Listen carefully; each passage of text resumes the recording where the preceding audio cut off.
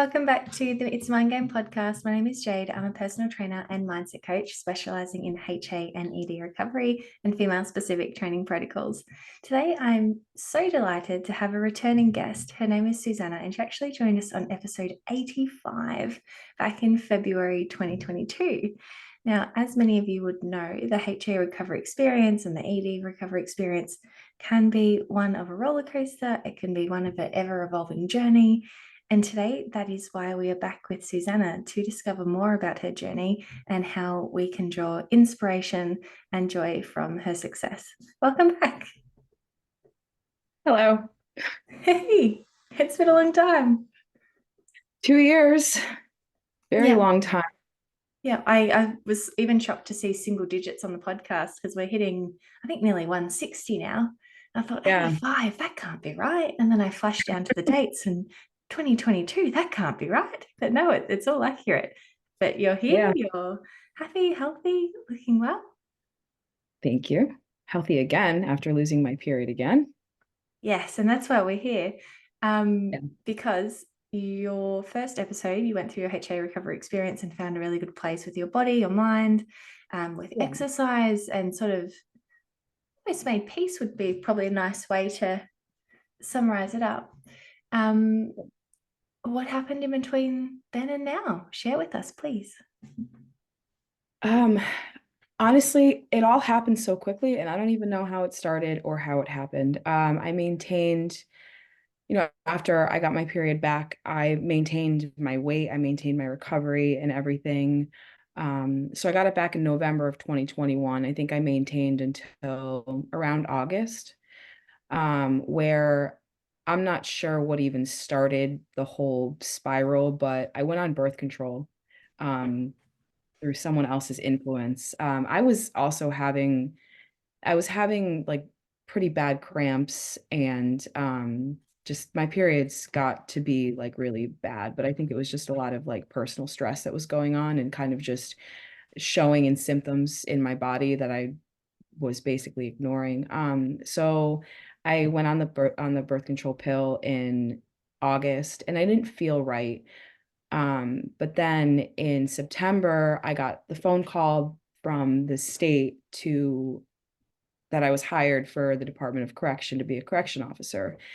And at that point, I was like, you know what? My cramps were really bad, things were really bad. And if I'm going to have to go through this 10-week academy, maybe it's okay for me to not have my period because at that point, my period had stopped. So I'm like, maybe, it'll be okay for me to not have my period so that I don't have to deal with that for those few months and that I won't have to worry about not being able to do the physical tasks that I was going to have to do. So and in that time I was training a decent amount more. I might have lost a few pounds, but I was still, up higher than I'd ever been. And I was feeling pretty good. And probably about a month or so after I started taking the birth control, I didn't have a period. And then I kind of just attributed that to the pill. And then I went through the whole academy, and then I started my job in like officially in January of 2022. And at that point, I was put on third shift, which definitely was not what I wanted to work, but I had no choice of the shift that I worked.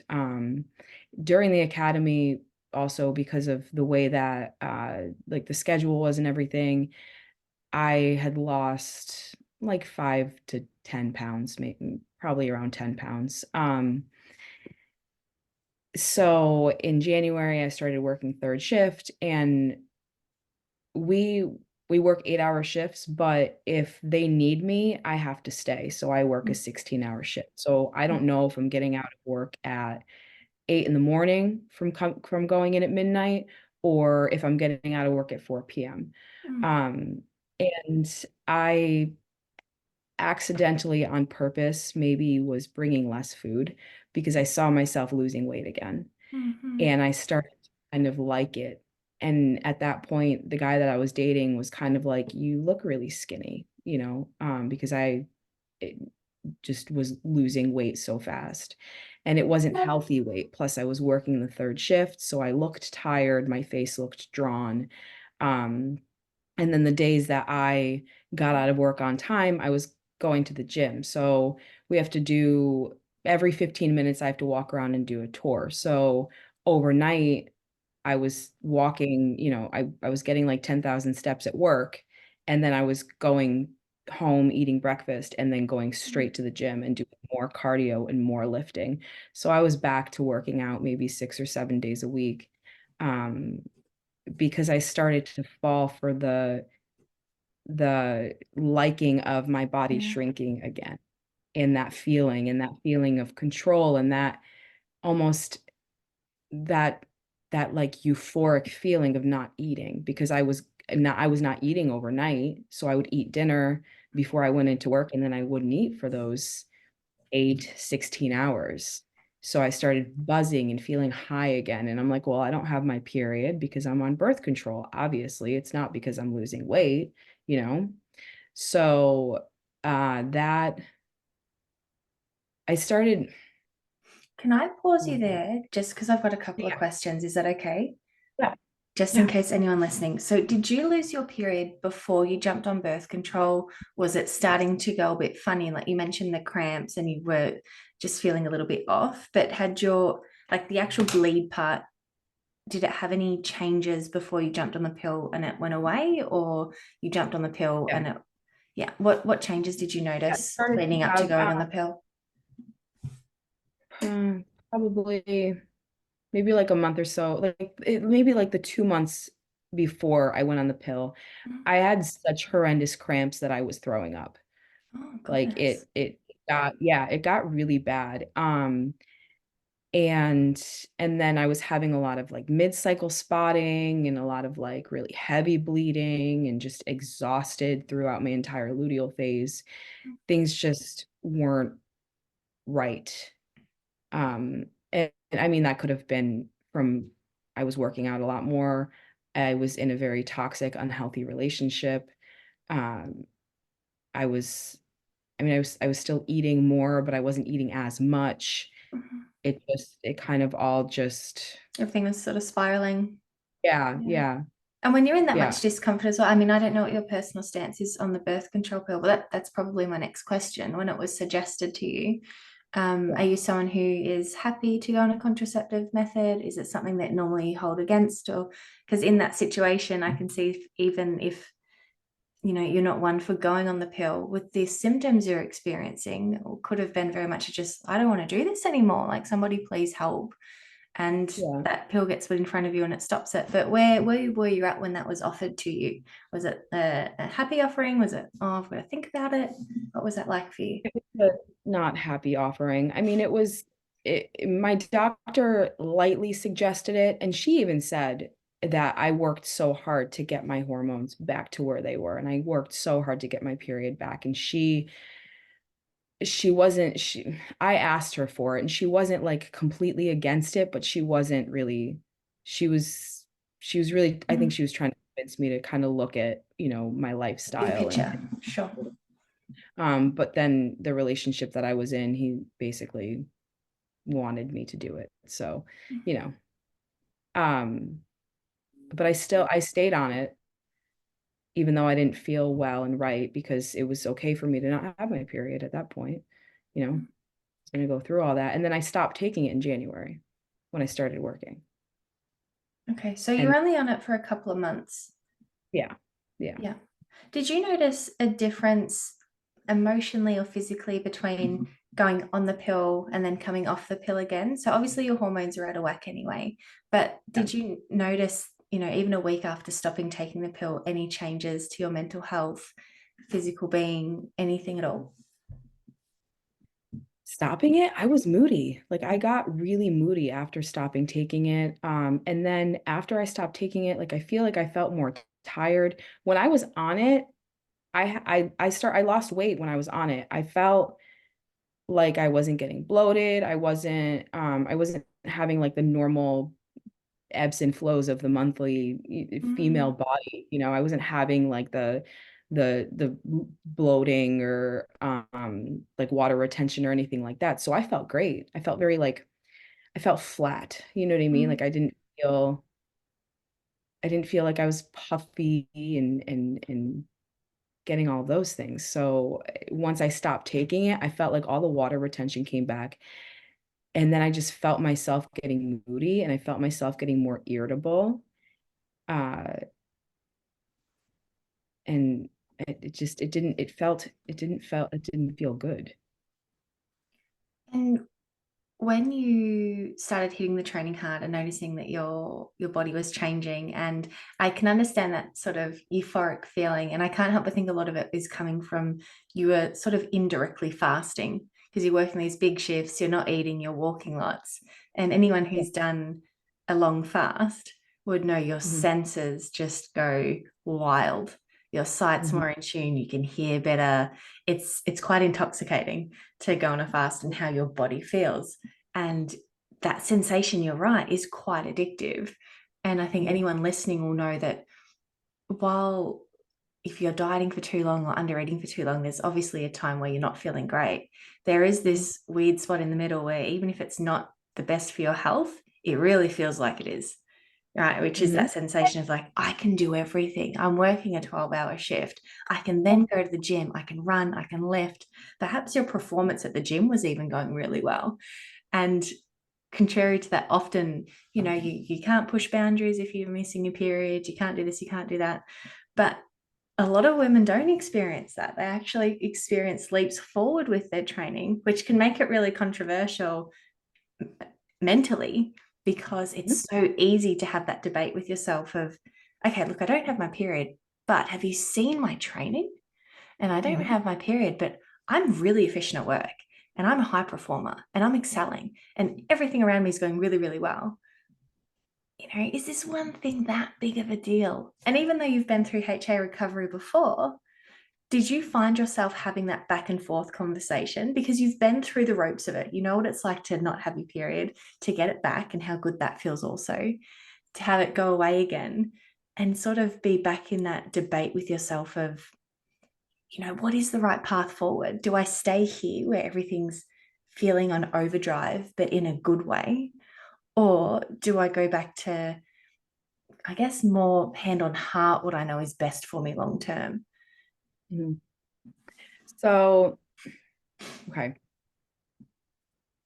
Now that we're talking about it and now that I'm really thinking about it, first of all, when it comes to like, how it was so easy to fall back into it, it just kind of dawned on me that I lived like that for so long and I lived in recovery for such a short amount of time that it was easy to go back into those old habits.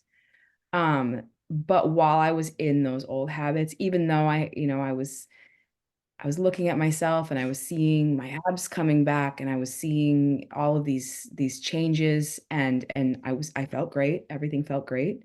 And I became almost like this machine. I'm like, I could work overnight and then I could work out, and everyone was so impressed that I still work out after working, sleeping hours, right? Um, but then I had that mental turmoil and it was I think because I think a lot of it has to do with the fact that I took so long to recover and I took the long way back home. Um, that it was really hard for me to justify feeling good, being, I don't want to say sick again, but almost sick again, falling back in it was really hard for me to justify wanting to stay there because I remember that, when I started all of this, all of these years ago, I felt great. Everything felt great. I was doing great in the gym. Everything was wonderful. And then it wasn't. And I remember all of the time that it wasn't. And for so long, I forgot that I felt like shit all the time because I felt like shit all the time. But then when I felt really good, it was hard to ignore like the bad parts. Does that make any sense? Oh, of course it does. And It's I just think anyone who's experienced it will know exactly what you mean.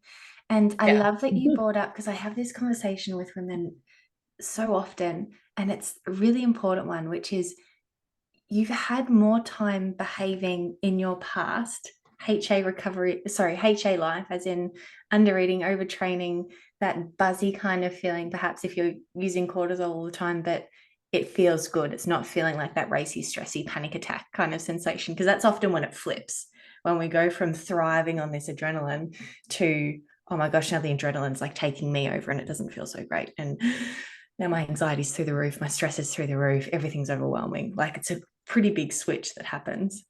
But you're right, you've rehearsed that lifestyle for so long that cognitively that still feels like the path for you.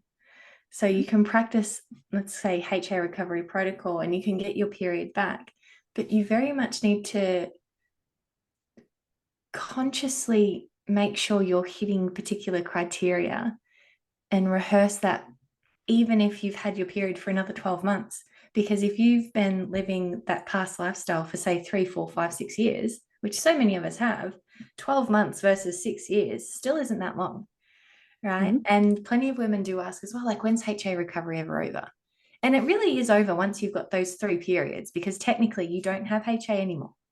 But cognitively and mentally, it's really important to make sure that you're almost got a particular set of criteria that you're maintaining on your daily life to ensure those behaviors don't creep back in, because they can be so sneaky, right? Like, Mhm. even with the way you've described it, you've started this new job, it's thrown your lifestyle out of whack a little bit. And then just in that little bit of change, the old version of you is swept back in, because it's like, oh, loophole, let's go.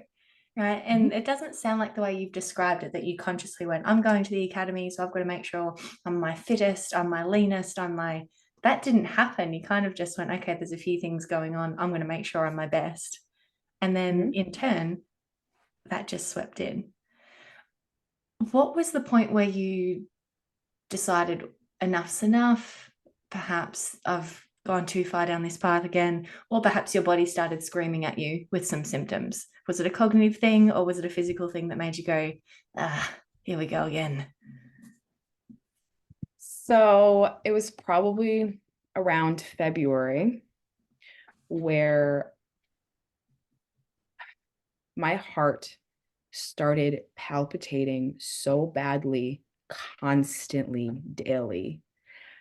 It was probably because I got to the point where I was pre-gaming my coffee with a Celsius on my way to work. Like I'd literally have a Celsius and then I would down a very strong coffee directly after. Or it was, just the weird hours or whatever it was. But my heart was just going completely crazy, to the point I went to the doctor and found out that my thyroid was hyper. So that was causing, the Overdrive. palpitations. And that was most likely due to the switch in my circadian rhythm and all of the caffeine that I was consuming. So that was kind of that scared me a little bit, that now Could I'm you having heart describe what a palpitation feels like? Because some people might know the term, it's something to do with the um, heart, but what would it feel like when that kicked in? it's like the skipping and the stopping, and like I couldn't breathe when it would happen, Mm, it's like a stutter, your heart's stuttering. It's like it's terrifying. mm, And then it would beat really fast and then it would go slow and like skipping beats, and then it was normal for a little while, and then it would just start going crazy again. Like I couldn't even sleep at night or during the day because my heart was so bad. mm. Um, so that was in February. And at that point, I kind of like started looking into what am I doing, trying to figure out how to fix it. But then in typical me fashion, I continued on the path because I also was back down to 20 pound, 25 pounds lighter than I was when I got my period back. So So, yeah, you you had know, more of a drop anyway, because I think earlier you said you were down yeah, maybe 10, 5 to 10 in those first 2 months yeah. of the So academy. and then you've Mhm. continued to drop more weight and increase caffeine by the sounds of things. It was insane. It was really Mm. bad. And then yeah, so then by I mean, can I talk about numbers? Yeah, yeah, We just absolutely. I mean, Yeah. we just talked about numbers. So yeah, Yeah. so by then so I got my period back. I was like around like 157. And then I got down to like 150 and I still had it and I was good.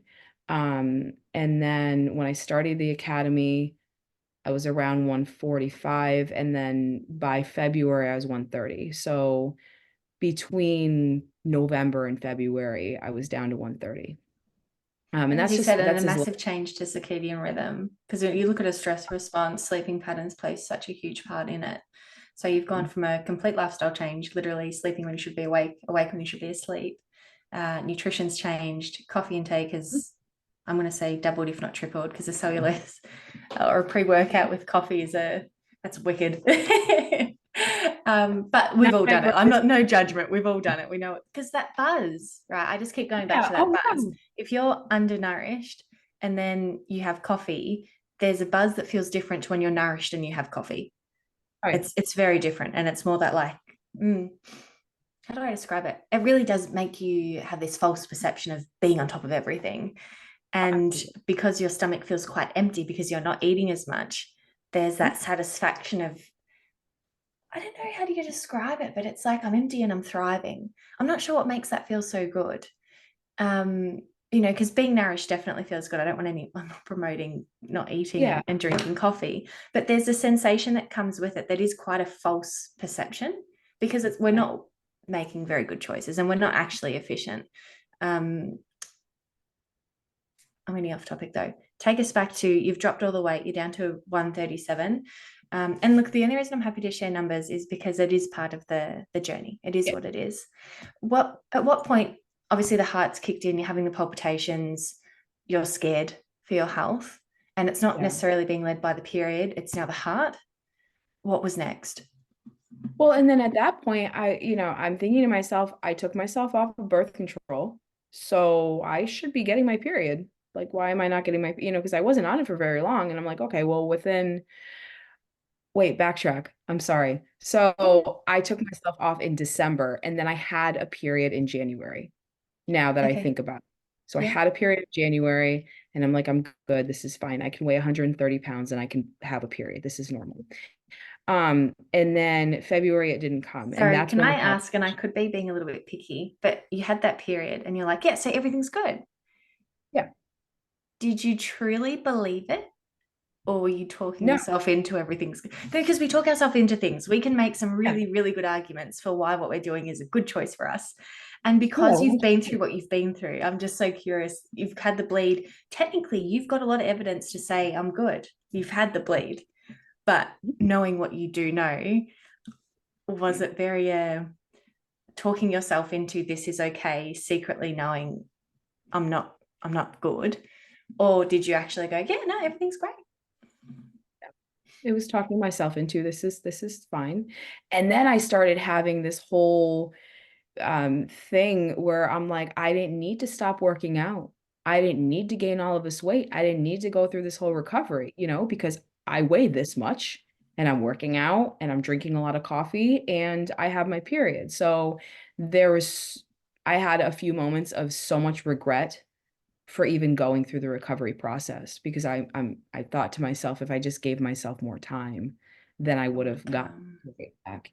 Mm. And then um that wasn't like a constant thought. That was once in a while. It was just a once in a while, like basically trying to convince myself that what I was doing was okay, and I'm superhuman. But then in February, when I didn't get my period in February, and then all the palpitations and everything were happening, and then I found out about my thyroid and how I was hyperthyroid, and I was having like digestive issues that I will spare details for. Basically, like I couldn't keep anything in myself, not Oh, throwing it, but yeah, the yeah, other. running to the bathroom. Because, Yeah. hypermetabolism is part Mhm. of being hyperthyroid.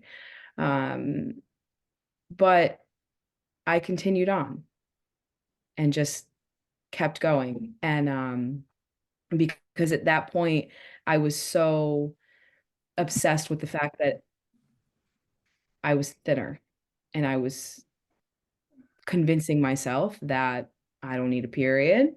My palpitations will go away, everything will be fine. Healthy. Look how much I'm training. Look how much I'm working. Exactly. Clearly, Yeah. I'm thriving.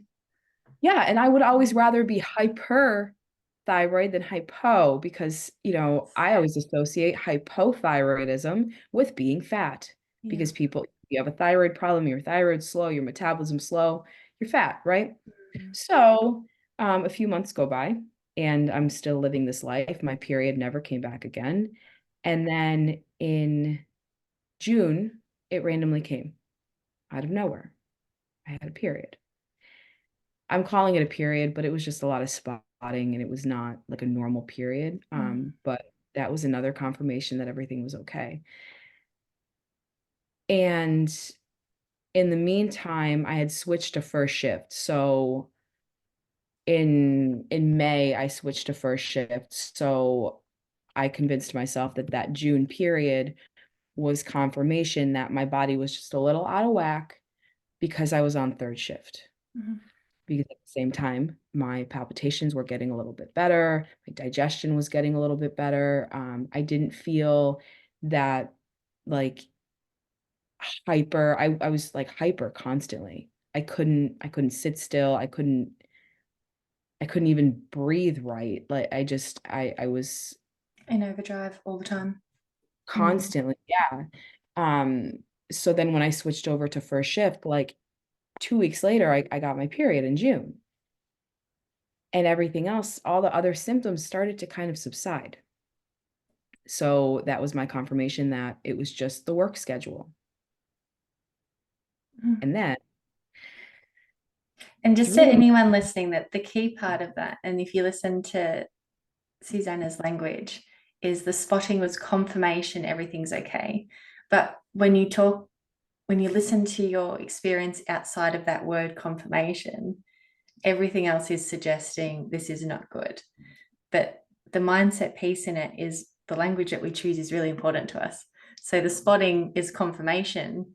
We're literally going stamped, approved, all good, right? We just need Mhm. that one word, even though 98% of what you're describing in the moment was alarm bells. Like, things aren't good.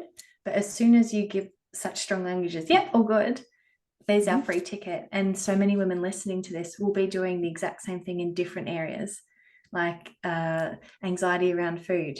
It's just confirmation that I care about what I put in my body, right? Anxiety around not going to the gym. No, but it's just confirmation that I'm dedicated to what I'm doing. There's so many ways that we can do it. And our mind is so creative to let us give ourselves permission for the things that we just don't want to really acknowledge or work on. So thank you for sharing that, because it's quite important to anyone listening how crafty we can be with, even though we've got this big red flag in front of us, we can still make it look like a green light. Please Mhm. continue. What happened after June? Okay, so the thing that gave me confirmation that everything is not okay, in July, between June and July, I gained 10 pounds out of nowhere. All of the other symptoms kind Interesting. of started subsiding. The heart issues were subsiding. Like I said, the digestion was getting better. I was feeling more grounded and more like physically Present. okay. Mm. Yeah. Like more But connected again versus being racing yeah. around. Yeah. Mhm. Yeah. But in that like month, I gained 10 pounds. I didn't change anything. I was drinking less coffee, and like doing less chores at work, because on first shift we have a partner, but I was still working out a lot. I was still I started cutting my calories a little bit because I saw that I was gaining weight and I didn't know what was going on. So we went to the doctor again, and it turns out that in those few months my thyroid had been hyper and then it crashed. Hypo. Overworked. Can't do it anymore. Slow Yeah. down. Our body's so intelligent. Mhm. Yeah. Yeah. And How that's all. mentally, how was that for you though? Because you've gone from losing all this weight, feeling on top of the world, relatively the routine stayed the same other than the switch of sleeping at the appropriate time. But to gain 10 pounds in a month when there was nothing to suggest why you should, how did that feel? Jumping on the scale, seeing the numbers go up. Um, where was your head at there? That's pretty intense. I felt defeated. I felt Mm, so defeated and so confused. And before I figured out that that it was my thyroid, I'm like a crazy woman calculating all my calories, calculating everything. something's And I'm like, wrong. Yeah. anything, yeah. Mm, And then I felt crazy, like maybe I did change things. And I'm looking at all of these Instagram things and everything where it's like, oh, your metabolism's not slow. You're just not accounting for this or that or the other thing. But I am very dialed in. I mhm, don't, I don't, I don't snack. I don't have little bites of things. I don't, when I'm cooking, I cook exactly the amount for myself. So it wasn't a miscalculation. It was my body slowing my metabolism down because mhm, it realized what I was doing, basically, my thought. Um, and then I felt defeated, and then I figured out the whole thyroid thing. And in my head, I knew that this was my sign that I wasn't as recovered as I thought I was, which I didn't even mention, but you did mention the 3 month period, the three periods, and that being the sign of recovery, which it took me a long time to actually recover.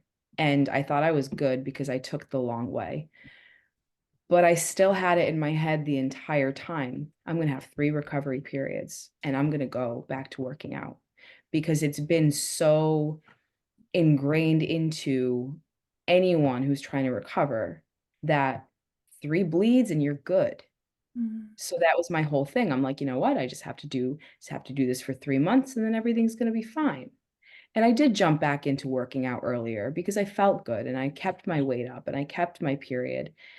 And but in the back of my mind, the whole time, I couldn't stop thinking about how I can't wait to have 3 because I'm going to lose weight again. This is my goal. I wanted to lose weight again. So I didn't even think about that until the second time that I recovered because I after I like my thyroid crashed and everything, then I had the whole mental battle of, well, now my metabolism's mhm, slow, but I still have to eat more and exercise less. So I'm going to put on more weight. So I had to get myself comfortable with that. And I kept training. But I went back to 4 times a week and I stopped doing cardio completely. And what actually helped me to like continue this and stop looking at the scale, I got so much stronger in such a short amount of time. My body was so happy that I'm back to eating 2,500 calories a day. I'm not doing any cardio except for the walking at work and everything. Um, and then I just kind of like fell in love with that and not looking at my body changing. I kept gaining weight, but the physical ability that I had and even still have, like I keep adding plates to the bars when I'm doing squats. Like I don't know what's going on with me, but mhm. I just I think my body needed to break down again and I needed to lose my period again to start appreciating it again and start like actually Trusting. taking control. Mm, Yeah. And then when I got it, so and I was upset that it took a few extra months to get it back. I've got my first one in October. So then, it was July, like 3 more months of just consistent eating even more, sleeping as much as I can. I cut down on the caffeine. I went to just having 1 cup of coffee in the morning a day. Even if I work a 16-hour shift, I don't have energy drinks anymore. I don't have any of that. I don't do anything before the gym. It's just 1 cup of coffee in the morning. And then I just deal with if I'm tired, I'm tired. It's I'm learning to accept that I am a human being and I'm allowed to be tired and I don't have to work 16 hours and be awake and I mean, I have to be alert, obviously, but I don't have But to it's not a be. sign of failure or that you're not, or that you're struggling. It's just a natural process. Like that Yeah. essentially is your body's cue of, I need rest. Nothing more, Yeah. nothing less. It's just a signal. But I love that you brought that up because so many associate fatigue with failure, laziness, not coping, when Yeah. the reality is it's a human function that is so important is sleep. And that's all our body's doing. Is it's just going, hey, go have a rest now. And we don't have to hide it behind caffeine or behind a fake personality or behind anything else. It's literally just, if anyone else said to us they were tired, we'd go, oh, okay, like go do something about that. Mhm. But when it's ourselves, it's so easy to add these stories. And that's where mindset really is such a big part of the HA recovery process, because it's learning the stories we've given particular words that perhaps we haven't even realized. Right. So, like Mhm. the switch you've gone from, oh, feeling tired actually just means I need to go have a sleep, not a sign I need to prove I can stay awake for another 3 hours so I can go to the gym and be the person who does night shift and goes to the gym. Because, Yeah. for one, who are you proving it to? Like, there's no trophy in it, even though in the moment it can make us feel special, though, right? Because that's part of the what makes it a bit intoxicating is we feel like we're unique, we're special, we can do Mhm. this and no one else can. We're admitting we need sleep. Everyone needs sleep. It doesn't feel special. I don't want to be the person who does what everybody else does. But Mhm. listening to that and actually being the person who does sleep, look at the returns you've gained on it. Your health has come back. And I love that the strength has come in, because that feeling of fasting and under eating, how intense it can be, feeling strong and well is So just good. as good. It's a different sensation, no doubt about it, but it's just as good, especially when you described like adding more plates on. Mhm. It's incredible when you're like, holy crap, I'm still going up. Yeah. Like, what? I've never done this before. And it's a whole self appreciation too, because you start to associate, well, actually, when I care for myself, look how well my body performs. This Mhm. fine tuned machine. Mhm. Yes. And now when I sleep for 8 hours, I walk in, to my lieutenant's office and I'm like, I went to bed at 6 p.m. I go in at 5 a.m. and they're like, oh, how much sleep did you get? Like, dude, I went to bed at 6 p.m. Don't worry about me. So Yeah, that's my badge of honor now, not, living off of energy drinks and 4 hours of sleep. That's not a way to live. I love it. I love the So ownership now of sleep as well. It's such a switch from who needs sleep to, yeah, I do. And look how great I am as a result of it. What, linking back to the thyroid though, how is your thyroid now? So obviously your thyroid went in overdrive when you were on overdrive, and then you've had the switch to you're not slowing down. So I'm going to scream at you until you do hypothyroidism. And then where are you at now with your thyroid? now it's good. Now my levels are where they should be. every it's the same thing happened last time. I mean, my thyroid was low last time when I was getting all my levels and everything checked when I had HA. But it's like as soon as my period comes back and is normal, my thyroid levels are normal. It's Yeah. crazy how that works. Damn Um, it. Our body works in synchronicity. How wild.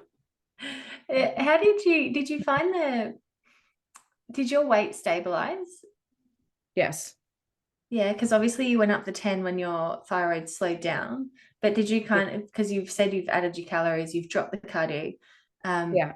but the thing women find most scary is that the weight's going to be out of control. Which one? It actually takes time for your body to gain weight. Our perception is we have a day of eating a little bit more and the next day we're an elephant. Yeah. Yes, that is the perception. I'm 100% that is what it feels like. But the truth is, to actually gain even a kilo is quite difficult. There's a lot of, Mhm. you need to consciously eat a decent amount of food to gain a kilo. That's not fluid retention because you had a bit of extra carb, like actual physical weight. Um, but based on what happened with your thyroid, did you kind of hold steady? Did you go up? Did you go down? What happened? I went up more. Yeah. Um, and interestingly enough, I went right back to where I was when I recovered my period. around like 155. Right now I'm like 150.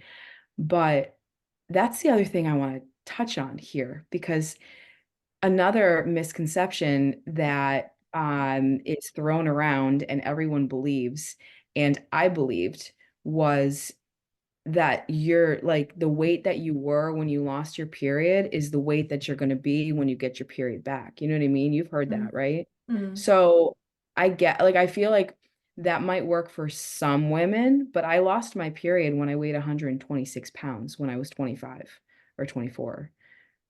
I'm 150 now. And when I lost a bunch of weight and then I got to like 126, 130, at that point too, I'm like, where's my period? Why don't I have my period? mm, And I've seen like a lot of women say things about that too, where they're like, oh, well, I know that I just have to get to this specific weight to get my period. And I don't know if it's because I didn't have mine for so long and I built a lot of muscle in that time, that I'm 20 pounds heavier than I was when I lost my period initially. But I just think that's like a misconception a lot of people have, that once they get to the weight that they were when they lost it, that's magically when they're going to get it back. You know what I mean? mm. Yeah, I So, think any kind of weight focus in recovery is unhelpful, because yeah. even the term weight restored, it's like, what Mhm. does that mean? Your weight restored is when your body says, I'm happy with what you've restored me to. It's not a the last period I had, I was X kilos. So if I just get to X kilos or pounds, then my Mhm. period will show up. Because when it comes to getting our period back, it's nutrient timing, it's nutrient intake, it's training mindfully, and not Mhm. mindfully as in only doing yoga and walking, as in having an intention for your training, other Mhm. than do as much as can as often as you can. There's a Yeah. very big difference Yeah. between doing that and strategically going in and trying to get stronger. Because if Yeah. you're trying to get stronger, you're also not running 10Ks every day or training for 3 hours every day, because that actually doesn't get you stronger, right? We know that. Really? We know that, right? Yeah. Exactly. Yeah. So Yeah. I'm not a fan of Wait. weight talk as in there's a magic number. Mhm. But I do truly believe that if you're cautious with protocols, I guess, that you Yeah. still can body recomp after you've gotten your period back. But the thing is, you can't Absolutely. go back to doing what you did, because what you did caused HA. And so Yeah. often women go, I've got my 3 periods, I'm good to go. But that doesn't mean go back to what you know. So it's that I know how to lose weight. It's like, Mhm. no, you know how to lose weight and lose your period. That's what you know. So if you want a body recomp after you've gotten your period back, you Mhm. can't do what you've done. Full stop. Because what you did last time causes HA. And that's that ripple effect. It's so easy to go back into those ways and rehearse it and go, this feels good. I'm familiar with it. And then we circulate. Whereas if you want a body recomp, you've actually got to go, okay, I've got to do something I've never done before. And perhaps that is keeping my nutrition the exact same and increasing my strength training and just giving my body time to grow muscle and let the fat come off. And firsthand experience, I still till this day go back and forth sometimes to, oh, I'll just do a little mini cut, because it's so ingrained in my mind that I can get it really fast if I do it that way. And I consciously need to go, no, like you'll get the results if you do it that way. That's fine. But to what detriment? You can't keep it, because as soon as you achieve it, you won't have a period. So then you're going to go back into recovery because you want to have a period. So if you just take the long route and commit to a longer training protocol, a better nutrition plan, you'll get just as good a success, but it's not going to be a knee-jerk reaction. And by the time you get it, your body's going to be happy with it. But Mhm. it can't be an impulsive thing. You've got to be willing to allow time to see the success. Mhm.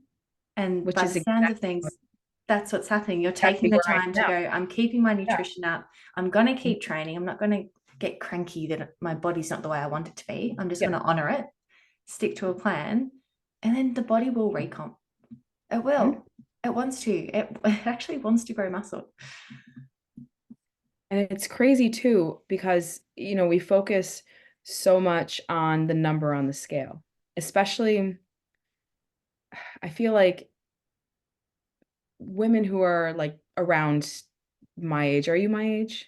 We're like from the same generation, right? I'm a 92. No, I am. What year was I born in? 92. Okay, well, I'm a little bit older than you, but we were so programmed to focus on just the number on the Yeah, scale, you absolutely. know? And it's like, oh, I have a goal weight. I remember articles in like Shape magazine or whatever about a Mm. happy weight. Like, I don't know what that is. I have no idea what that is anymore. Um, or what your goal weight should be. And I remember I had a goal weight. Now I don't have a goal weight. Now, but I look at myself, I look at my body now, and I weigh, like I said, I weigh around the same as I did the first time that I recovered, but my body now versus my body then is completely different at the same exact weight because I have so much more muscle. I tell people how much I weigh and they don't even believe me, you know? So when and I'm not, I don't, the body that I had when I recovered my period 2 years ago, I needed to have that body because I needed to grow an appreciation for that body and for having for having like a softer, more feminine, curvaceous look. I needed that body.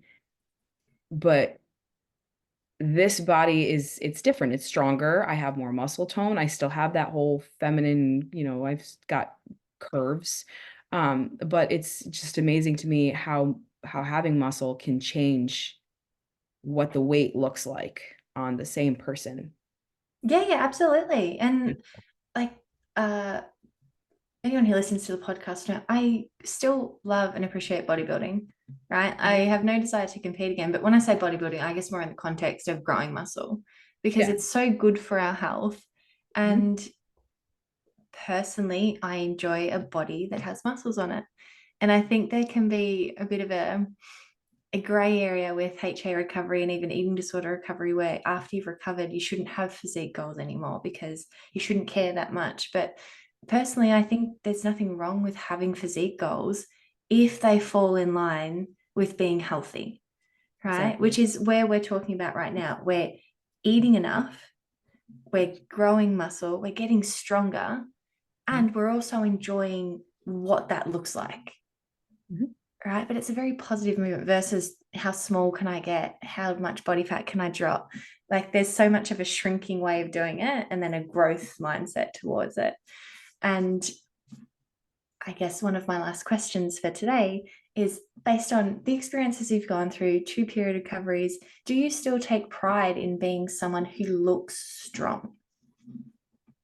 Absolutely. 100%. Which is such a shift, as you were just saying, it's such a shift to how I spent so many years of my decades of my life, most of my life. I wanted to be small. I wanted to shrink myself. I wanted to be I just wanted to be this tiny, almost invisible person. I didn't want anyone I don't want to say I didn't want anybody to notice me, but I wanted to be this little thing that just kind of didn't get in the way. I didn't want to get in the way.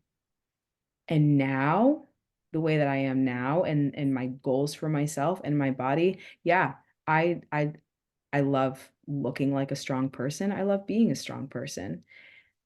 I go to the gym and sure, I still have days where I look in the mirror and I'm like, my butt looks big or my stomach looks a little flabby. And then I squat 275 pounds and I'm like, hell yeah. Yes. I'm strong. I look like a strong woman. I look like I could kick your ass. You I love know, it. I prefer that. I spent so many years trying to be dainty and trying to be fragile. And now I look like I can take care of myself Mm. and other people too, I feel like I needed to lose my period again to come into myself even more and to get it out of my head to even have the the the goal to shrink my body anymore. Do you feel like that's also played out? This will be my last question because I have so many questions. Do you feel like that's also played out in your personality though? Because, and I don't know, earlier on in the podcast, there was still that kind of shrinking element, but you also said you were in a less than optimal relationship at the time, where now you're in a growth mindset, you're enjoying seeing change. I can't help but wonder if that's also generated a bit of a fire to your personality or your character or your confidence as well. I think so. Yeah, it Yeah. has. I think I've become like, before when I was trying to shrink and trying to be small, I was trying, like I said, I was trying to be quiet. Now I'm loud. I talk to everyone. I feel like I'm more outgoing because I'm more confident in myself and who I am. And I mean, I don't want to get back into everything because we have to finish. But when it comes to like the relationship that I was in a very toxic relationship. It was a very it was just not a good relationship. Mhm. But the relationship caused me to like cower into myself and to try to make myself small and unseen again. And now that I've freed myself from that, I've unlocked another level of myself where I'm outgoing and I'm here, and whether or not you like me, I don't care because I am who I am. I love it. And I love how you worded it. I've unlocked another level of myself because you'll continue to unlock more levels, right? This Yeah. isn't it. There is so much more to come. And I think your experience is going to be quite inspirational to other women listening on different levels, whether it be they're in their second HA recovery as well. And perhaps there's some shame that comes with it because that's so common, but you don't need to feel ashamed about it because as we've talked about, we've had so much more practice with the behaviors that cause HA than the behaviors that don't. So if you've had a little lapse in your recovery because you've almost had a knee-jerk reaction back to old habits, it's okay. It's okay. You've done it once, you can do it again. But thank you so much for coming on and sharing the changes and especially how your body once again gave you these signals of, unless you listen to me, I'm going to scream louder. And you gave yourself permission to actually lean in and see success in a whole new light because this experience has been so different to your first one. And I would encourage anyone listening to go back and listen to the episode 85 because same person, two completely different experiences. But as you described, you're in a better position now than you've ever been. And you can see that there's almost a blessing in repeating this process because you've unlocked Mhm. this new level, which is just incredible, absolutely incredible. Now, if anyone wants to reach out and have a chat with you, because I'm sure other questions have popped up, where could they find you? Um, Instagram. Are you gonna put my handle in? I don't even know my handle. That's all right. Ladies, I will pop Susanna's Instagram handle in the podcast description. I keep wanting to say the podcast box, but it's a podcast description and you can reach out and have a chat with her. I'll also put my links in there as well if you want to reach out and have a chat as well about your HA or ED recovery. I'm now doing training audits. So that's a complimentary service where you can submit your training and I can give you a review on things that you can do to make a more successful gains, whether it be HA or just for strength in general. But for now, Susanna, thank you so much for coming on and sharing everything with us. It was incredibly helpful. And it was really great just to catch up with you. Really, really great. So thanks everyone for listening, and I will see you in the next one. Bye for now.